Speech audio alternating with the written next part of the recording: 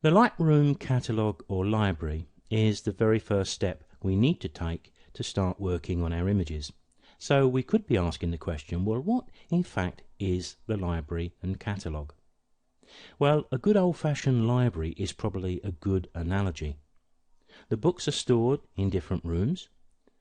They may be stored in different bookcases in categories like history and fiction.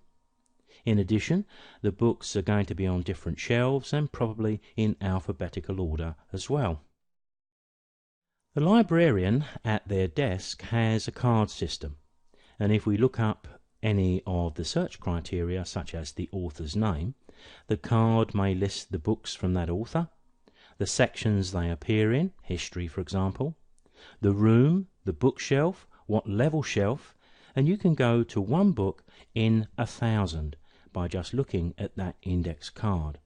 Now what we've just described here is the Lightroom catalogue, but this is the digital world. So like the old index cards, the Lightroom catalogue file only contains information.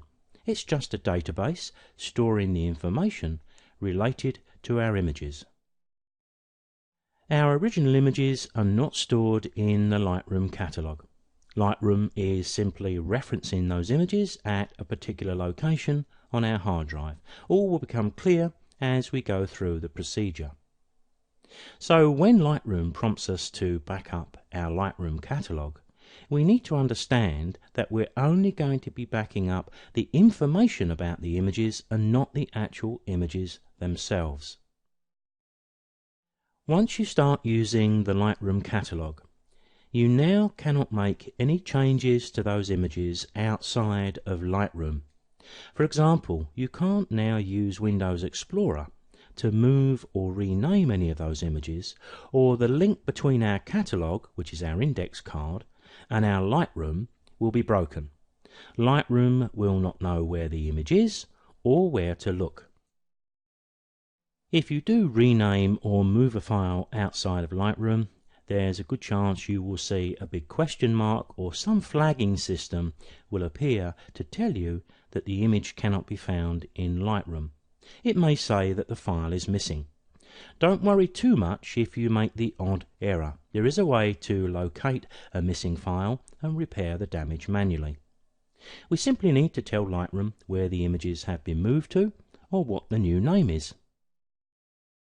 But of course it's far better if we can be aware of these pitfalls before we start and hopefully sidestep them, hence my decision to include this bit of information at this point. So it's a good idea to store our Lightroom catalogue and our original images in the same location. It's going to work some way towards overcoming the problem I've just mentioned, but also when we come to back up our catalogue, we've got the catalogue and the images in one location. So if we decide to back up the catalogue on its own, no problem. But if we want to back up the catalogue and the images that the catalogue refers to, then it's going to be pretty easy if they're all located together.